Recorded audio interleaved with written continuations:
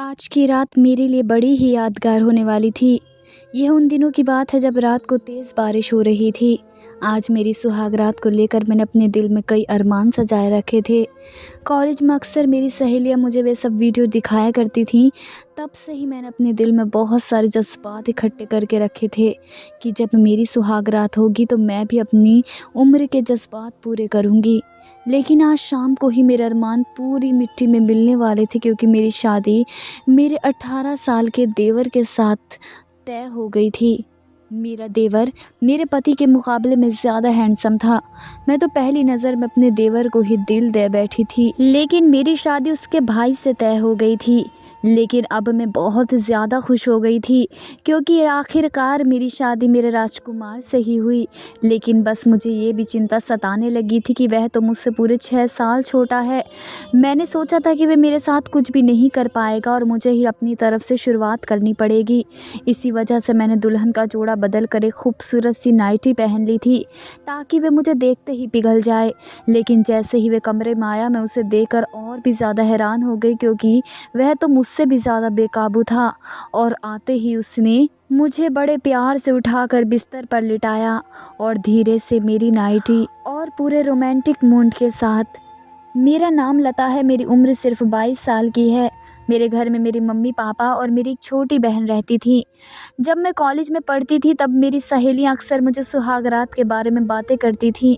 College में मेरी सिर्फ लड़कियां ही दोस्त थीं, और जो भी मेरी सहेलियां थीं उनके बॉयफ्रेंड भी थे। वे अक्सर उनके साथ खूब मज़े करती थी, लेकिन मेरा कोई भी नहीं था। इसलिए मैं बहुत मायूस हो जाती थी। मैं सोचती थी कि जब भी मेरी शादी होगी मैं भी अपने जज्बात पूरे कर लूँगी, अपने हर अरमानों को पूरा करके रहूँगी। माँ बाप ने कॉलेज कंप्लीट करते ही मेरी शादी तय कर दी थी। माँ ने मेरी शादी अपने बचपन की सहेली के बेटे के साथ तय की थी। मैं अपनी माँ की बहुत ज़्यादा लाडली थी। मेरे माँ बाप मुझसे बहुत प्यार करते थे। मैं जो चाहती थी वह हमेशा वही करते थे। इसलिए जब उन्होंने लड़के को मेरे लिए चुना तो मैंने मना नहीं किया था। लड़के का नाम सुमित था और वह कर्नाटका में काम करता था। वह देखने में तो ठीक ठाक ही था, लेकिन मुझे उसका छोटा भाई बहुत ज़्यादा पसंद आया था। वह देखने में काफ़ी ज़्यादा हैंडसम था और उसका गोरा चिट्टा रंग उसे बेहद हैंडसम बनाता था। माँ बाप ने मेरी शादी उसके बड़े भाई सुमित के साथ तय कर दी थी। सुमित के पापा नहीं थे, मेरी मम्मी और सुमित की मम्मी ने मिलकर शादी तय कर दी थी, क्योंकि वह अपनी दोस्ती को अब रिश्तेदारी में बदलना चाहती थी। मेरे घर में शादी का माहौल पूरा बना हुआ था। घर में पूरी रौनक लगी हुई थी, हर जगह लाइटें लगी हुई थी। मेरे अंदर भी बहुत सारी फीलिंग्स दबी हुई थी। जब मेरी सहेलियां मुझे तैयार करने के लिए आगे बढ़ी और मुझे फिर से वह सारी वीडियो दिखाने लगी, वो मुझे समझाने लगी, तुम अच्छे से समझ लो कैसे क्या करना है। मेरी सहेलियां मेरे दिल के बहुत करीब रहा करती थी। वे मुझे अच्छे तरीके से हर बात समझाती थी, क्योंकि मैं इससे पहले कभी भी किसी लड़के के साथ कोई भी रिलेशनशिप में नहीं रही थी और मुझे उन सब के बारे में ज़्यादा नॉलेज भी नहीं थी। वह सब देखकर मेरे तन बदन में आग लगने लगी थी। जल्दी से मेरी शादी हो जाए और मैं भी अपने अरमानों को पूरा कर सकूं। मैं आज दुल्हन के जोड़े में बहुत ही ज़्यादा खूबसूरत लग रही थी। जो भी मुझे देखता वह मेरी तारीफ़ करते नहीं थकता था। मैं शादी से बहुत ज़्यादा खुश थी, लेकिन अगर मेरे देवर से शादी होती तो मैं और ज़्यादा खुश हो जाती, क्योंकि वह दिखने में काफ़ी ज़्यादा ताकतवर भी लगता था। सुमित तो उसके मुकाबले में बहुत ही दुबला पतला सा लड़का था। लेकिन अब मैं कर भी क्या सकती थी, मेरी शादी तय हो चुकी थी, इसलिए मैं शादी से पीछे भी हट नहीं सकती थी। माँ बाप ने पूरे लगन के साथ शादी का इंतज़ाम किया था। मैं दुल्हन का जोड़ा पहनकर स्टेज पर बैठी हुई थी। मैं अपने पति का इंतज़ार कर रही थी। आखिरी मौके पर मुझे ये खबर सुनने को मिली कि सुमित शादी से भाग गया है।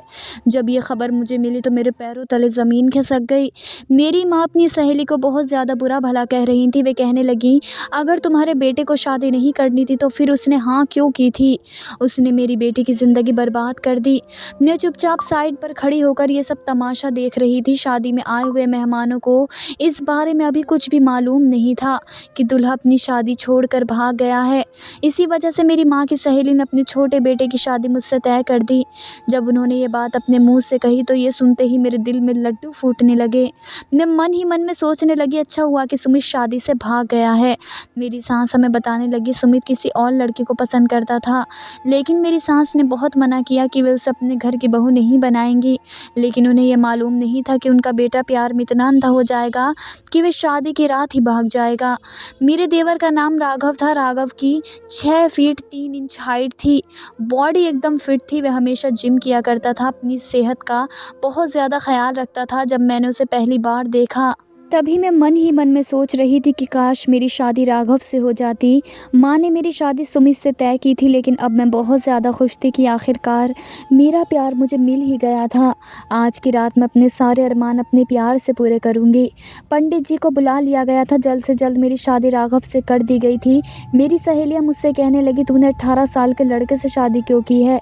ये तो बहुत बच्चा है, इसे सुहाग रात के बारे में कुछ भी मालूम नहीं हो गया। वह सुहाग रात की रात में तेरे साथ क्या करेगा? क्योंकि मेरी शादी पूरे 24 साल की उम्र में हो रही थी और राघव 18 साल का था। वह मुझसे पूरे 6 साल छोटा था। इससे तो अच्छा किसी और से शादी कर लेती, तेरे अरमान भी पूरे हो जाते। क्योंकि शादी की रात हर दुल्हन का सपना होता है कि उसका पति उस पर खूब प्यार लुटाए, लेकिन ये तो अभी बच्चा है, वह कैसे क्या करेगा? मैंने कहा, तुम लोग बिल्कुल भी फिक्र मत करो, राघव को कोई नॉलेज नहीं है तो मुझे तो है।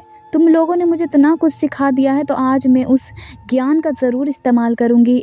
मैं खुद भी सब कुछ कर लूँगी। ये सब सुनते ही मेरी सहेलियाँ खूब ज़ोरों से हंसने लगी। मैं अब विदा होकर अपने ससुराल आ गई थी। बेहद खुश थी, लेकिन मेरी खुशी को अभी नज़र लगने वाली थी। ससुराल में मेरी सास ने बहुत अच्छे से मेरा स्वागत किया था। उन्होंने मुझे कोई भी चीज़ की कमी महसूस ना होने दी। सुहागरात की रात कमरे में जाते वक्त मेरी सास मुझे एक दूध का गिलास दे गई थी और उन्होंने बड़े ही प्यार से कहा, राघव को याद से ही दूध पिला देना, और कहा यह रस्म होती है, शादीशुदा जोड़े को सुहागरात को गर्म दूध दिया जाता है ताकि उनमें ताकत आ जाए। ये सुनते ही मैं थोड़ा शर्माने लगी थी। मैं सास की बातों का मतलब अच्छे से समझ गई थी। फिर मैं मुझसे माफ़ी मांगने लगी। उनके बड़े बेटे सुमित ने जो किया था वह बहुत ही गलत किया था, लेकिन मैंने उन्हें कहा कि माँ जी, आप माफ़ी मत मांगो, जो होता है अच्छे के लिए होता है। देखिए सुमित बेशक शादी से भाग गया है, लेकिन फिर भी मैं तो आपके घर की ही बहू बनकर आ गई हूँ। ये सुनते ही मेरी सास मुस्कुराने लगी और फिर मुझे ढेरों आशीर्वाद देने लगी। मैं दूध का गिलास लेकर अपने कमरे में आ गई। कमरे में आते ही मैं कमरे को अच्छे से देख रही थी। हर जगह राघव की तस्वीर लगी हुई थी। वे तस्वीर में इतना हैंडसम लग रहा था कि कोई भी उसका दीवाना हो जाता। मैंने दूध को साइड टेबल पर रख दिया और फिर दुल्हन के जोड़े में बेड पर आकर बैठ गई। फिर सोचने लगी मैं कैसे राघव से अपने प्यार का इजहार करूँगी। मैं दोस्तों के बताए हुए ज्ञान और वीडियो को भी सोच रही थी, क्योंकि शुरुआत में तो मुझे ही करनी थी। पता नहीं राघव को इन सब के बारे में पता है या नहीं, ये सब कैसे करते हैं। मेरे दिल में कई अरमान थे। सर्दी का मौसम था और आज की रात तेज़ बारिश हो रही थी, लेकिन उस वक्त भी मेरा पूरा बदन सुलग रहा था। शादी को लेकर मेरे कई सपने थे जो आज पूरे होने वाले थे। मैं बेसब्री से अपने पति का इंतज़ार कर रही थी। कमरे में ना ही कोई सेज सजाया हुआ था, कमरा बिल्कुल नॉर्मल था जैसा हमेशा हुआ करता है।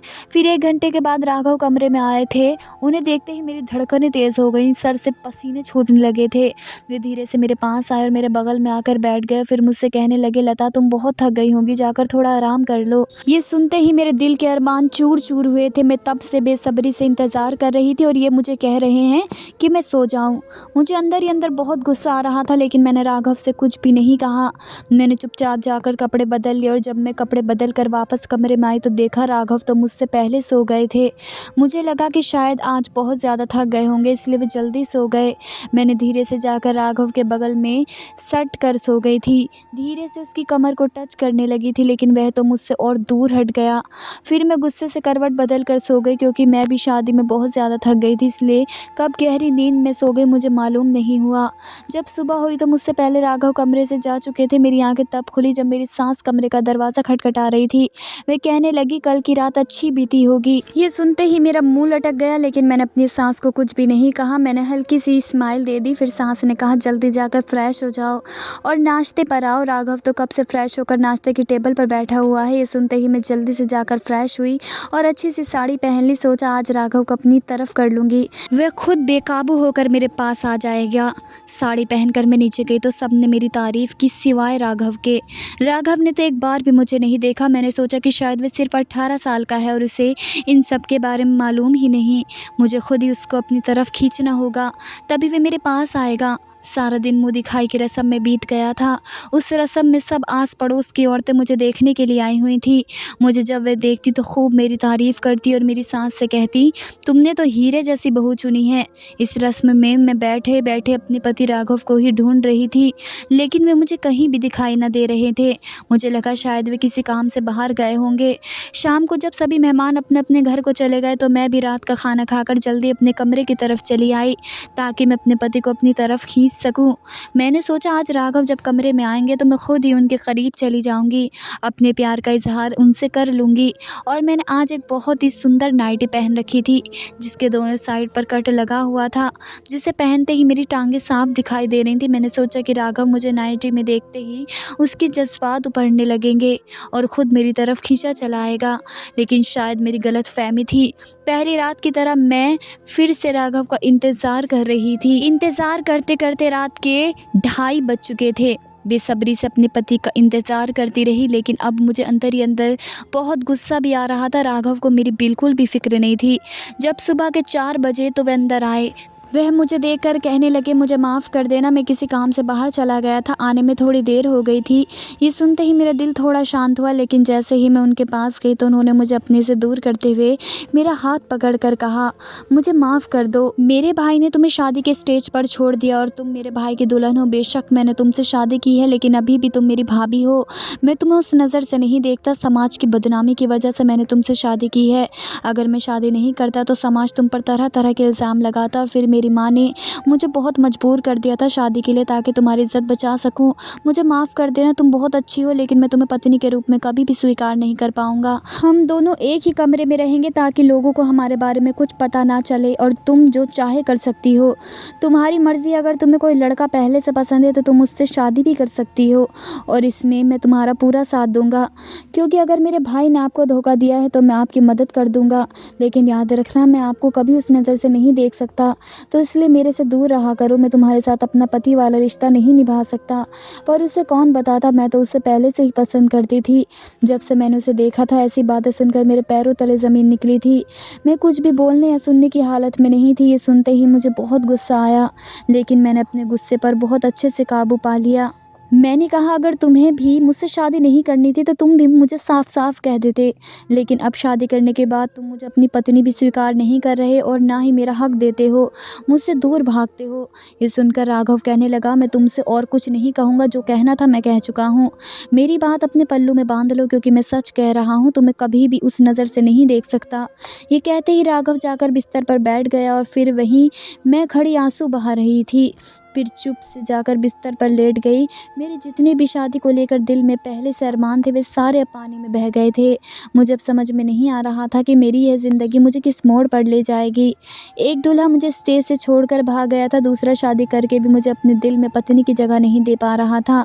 मैं इस घर में किस हैसियत से रहूँगी, यही सोचते सोचते मैं फिर कब सो गई, मुझे मालूम ही नहीं हुआ। सुबह जब फिर से मैं उठी, पहले की तरह राघव मुझसे पहले ही कमरे से जा चुके थे। कॉलेज के टाइम जब मेरी सहेलियां मुझे बताती थी कि शादी को लेकर, मैं सोचती थी कि शादी के बाद मेरा पति सुबह उठते ही मुझे बड़े प्यार से उठाएगा, मेरे माथे को चूमेगा, लेकिन मेरी शादी के बाद ऐसा कुछ भी ना हुआ था। मेरी शादी बेरंग हो गई थी। यूं ही मन उदास होकर मैं फिर से उठी और फ्रेश होकर किचन में नाश्ता बनाने के लिए चली गई। नाश्ता बनाकर जब मैं राघव को देने के लिए आई तो मैंने देखा वे बस सर झुकाए बैठे हुए थे। मैं चुपचाप उनकी प्लेट में नाश्ता दे दिया और किचन में आ गई। मेरी आंखों से फिर से आंसू बहने लगे। हर लड़की की तरह मेरे भी कई अरमान थे, लेकिन वे सारे के सारे मिट्टी में मिल चुके थे। मेरी किस्मत में क्या लिखा है मुझे कुछ भी मालूम नहीं था। मेरा पति मुझसे इस तरह का बर्ताव करेगा ये मैंने कभी भी नहीं सोचा था। यूँ तो मैं खूबसूरत में भी कम नहीं थी, मेरे मुकाबले में कोई नहीं था यहाँ। किस्मत देखो कितनी बुरी बनाई थी भगवान ने। माता पिता ने जो पसंद किया वे मुझे स्टेज पर छोड़ गया, और जो मैंने पसंद किया वे मुझे पूछता तक नहीं। अब मैं बहुत हार चुकी थी।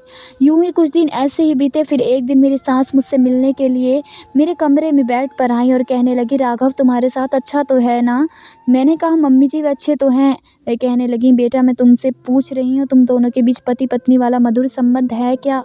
तुम मेरी बात को समझ रही हो? अगर नहीं समझ रही तो मैं खुलकर इस बारे में बात करना चाहती हूँ। क्या तुम अपने पति के साथ शारीरिक संबंध में कोई रुकावट तो नहीं है? मैं सास की बात सुनकर शर्म से पानी पानी हो गई थी और सर झुकाकर कहने लगी, नहीं मम्मी जी। मेरी सास कहने लगी, मैंने तुमसे इसी वजह से पूछा था क्योंकि मैं इस घर में रहती हूँ और मैंने तुम्हें और राघव को कभी भी एक साथ बात करते हुए नहीं देखा। फिर मेरी सास मुझसे कहने लगी, विश्वास करो, अगर मेरे एक बेटे ने तुम्हें धोखा दिया है तो दूसरा बेटा तुम्हें ज़रूर अपना लेगा। अब वह अभी शायद तुम्हें स्वीकार नहीं कर पा रहा, शायद उसकी उम्र भी कम है और उसे भी दुनियादारी का पता नहीं है। वह सिर्फ अभी पढ़ाई करना चाहता है। वह स्कूल में हमेशा फर्स्ट आता था, उसका बहुत अच्छे कॉलेज में एडमिशन हुआ है, चाहता है वह पढ़ाई करे। और मैं जब भी उससे कुछ पूछती हूँ तो वह मेरी बात सुनता ही नहीं, कहता है माँ मैंने तुम्हारी बात मान ली है, अब इससे ज़्यादा मुझसे कोई चीज़ की उम्मीद मत रखना।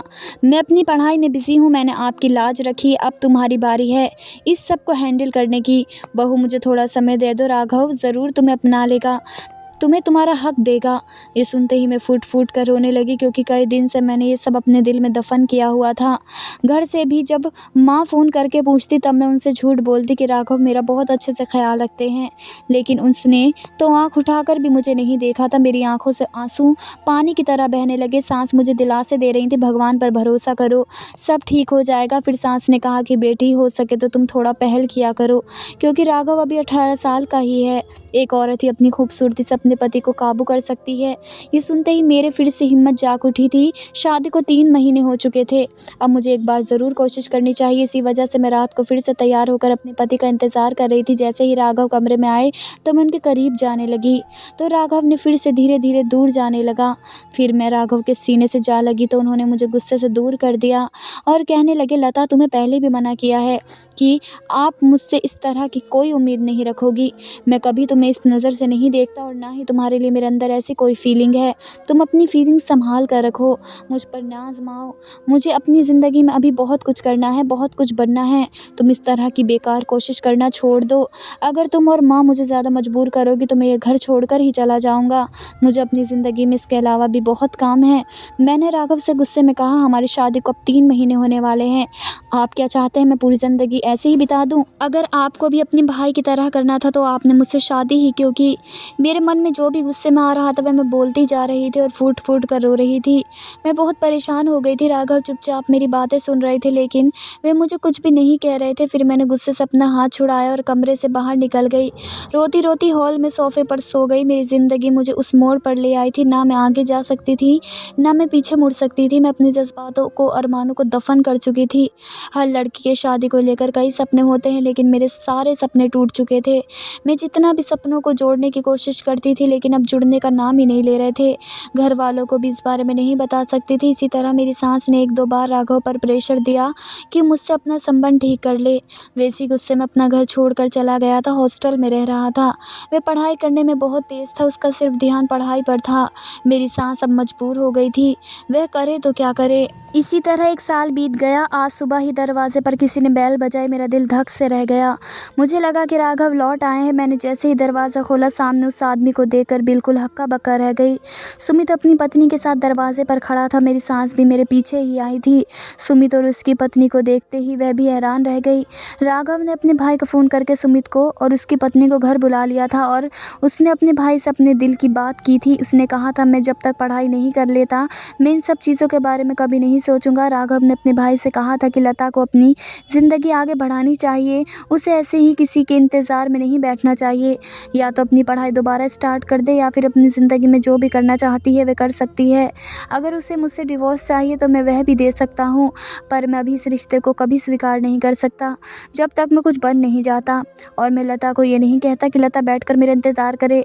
लता के लिए मेरे अंदर कोई फीलिंग नहीं है। सुमित और उसकी पत्नी ने आते ही मुझसे माफ़ी मांगी। सुमित ने भी कहा, मुझे माफ़ कर दो, मैं सुगंधा से प्यार करता था इसलिए मैंने तुमसे शादी नहीं की और सुगंधा भी मुझसे बहुत प्यार करती है और मेरे भाई राघव ने भी मुझे सब कुछ बता दिया है। तुम चाहो तो इस घर में रहकर उसका इंतज़ार कर सकती हो, तुम्हें कोई प्रॉब्लम नहीं होगी और अगर जाना चाहती हो तो खुशी से जा सकती हो।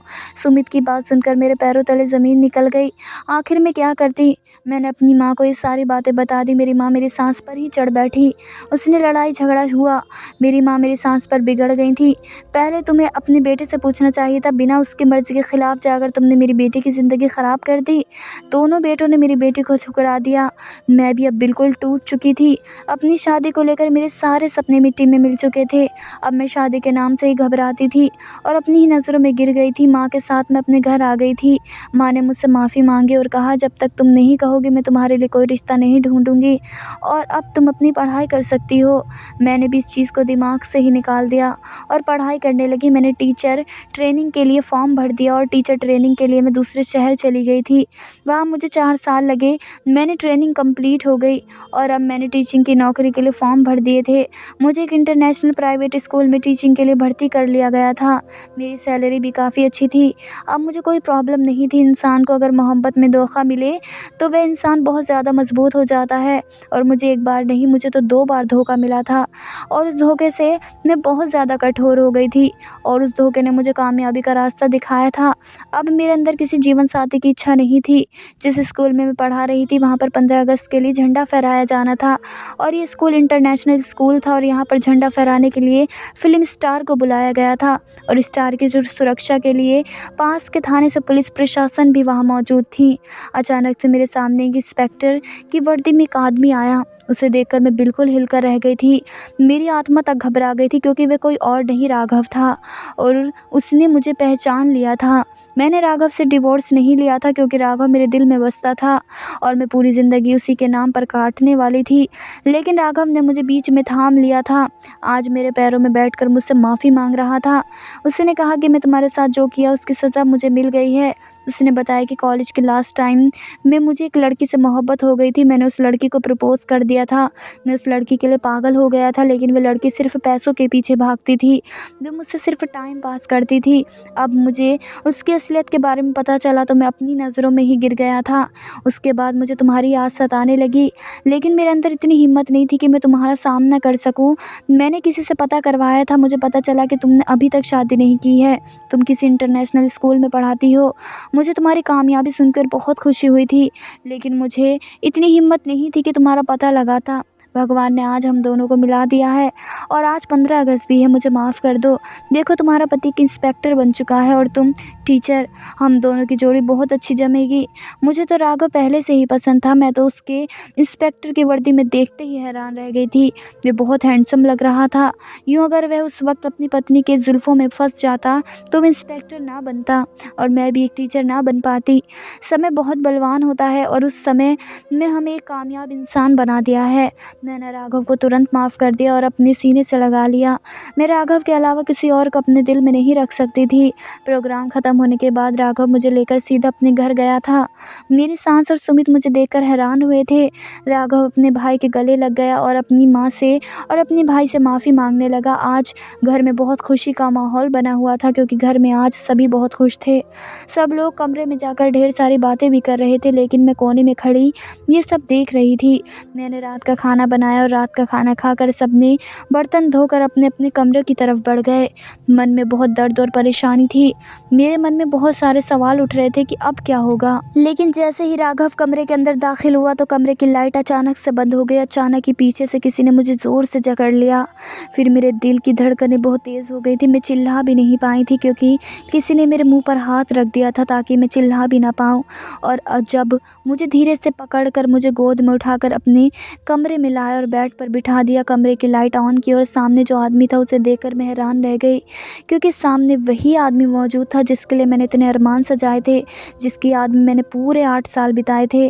जब लाइट ऑन हुई, जब मैंने कमरे को जगमगाते हुए देखा तो मेरे होश उड़ गए थे। राघव ने पूरे फूलों और लाइटों से कमरे को सजाया हुआ था। वह कमरा सुहागरात जैसा कमरा लग रहा था। हर जगह फूल ही फूल बिखरे हुए थे। ये सब देखकर मैं बहुत खुश हो रही थी, लेकिन मुझे एक तरफ बहुत ज़्यादा गुस्सा भी आ रहा था क्योंकि 8 सालों में राघव ने मेरी एक बार भी खबर नहीं ली थी। मुझे राघव के बारे में ज़रा भी कोई खबर नहीं थी कि वह कहाँ है और क्या कर रहा है। और जो बात उसने स्कूल में बताई कि वह किसी लड़की की मोहब्बत में पड़ गया था तो मेरा दिल कड़ची कड़ची हो गया था। राघव मेरा हाथ पकड़कर मुझसे कहने लगा, लता, मुझे माफ़ कर दो। मैंने तुम्हारे साथ जो किया उसके लिए दिल से तुम्हें माफ़ी मांगता हूँ और मैं आज बहुत शर्मिंदा भी हूँ, लेकिन तुम भरोसा करो अब तुम्हारे अलावा मेरे दिल में कोई नहीं है। मेरी और तुम्हारी शादी का एक दबाव में आकर हुई थी। तुम उसको बहुत अच्छी तरह से जानती हो मेरे सर पर उस वक़्त सिर्फ़ पढ़ाई का जुनून था और देख लो आज तुम्हारे सामने एक इंस्पेक्टर है। मैंने तुम्हारा दिल दुखाया, मैंने कितनी बड़ी गलती की। प्लीज़ तुम मुझे माफ़ कर दो। जो वक़्त बीत गया वह दोबारा नहीं ला सकता, लेकिन आने वाले पलों में हर कदम पर तुम्हारे कदमों में रहूँगा। मैंने भी उसे दिल से माफ़ कर दिया। फिर राघव ने लाइट बंद करके जो किया वे कभी मैंने सपने में भी नहीं सोचा था। मैं जानती थी कि राघव में इतनी ताकत है। राघव तो बहुत ही रोमांटिक आदमी निकला। उसने तो मुझे सांस ही ना लेने दी। अब तो वो एक जवान मर्द हो चुका था और मैं भी अब 32 साल की हो चुकी थी और राघव पूरा भरपूर मर्द हो चुका था। वह अभी 24 साल का हो चुका था, लेकिन आज की रात बहुत अलग थी। वह मैं शब्दों में नहीं बता सकती। राघव ने मुझे बिस्तर से उठने तक ना दिया। जो प्यार लुटाया, जो प्यार किया, उसका सपना मैंने कभी देखा भी नहीं था। लेकिन आज बहुत खुशी में मेरे सारे अरमान पूरे हुए थे। इसी वक्त का मैं बेसब्री से इंतज़ार कर रही थी। आज वह दिन भी आ गया था। आज की रात मीठे दर्द और प्यार भरी रात थी। अब मैं अपनी ज़िंदगी में बहुत खुश थी। मेरी शादी को अब 12 साल बीत गए थे और मेरे 2 प्यारे प्यारे बच्चे भी हैं। अब मैं अपनी फैमिली के साथ एक अच्छी ज़िंदगी बिता रही हूँ। लास्ट में ये कहना चाहूँगी, शादी कभी भी ज़बरदस्ती ना करें। ऐसे रिश्तों में प्यार कभी नहीं मिलता। अगर मेरी बात से सहमत हैं तो मुझे कमेंट में ज़रूर लिखना। और मैंने अपने पति राघव को दोबारा अपनाकर गलत किया या सही, मुझे आप लोगों की राय जाननी है। धन्यवाद दोस्तों।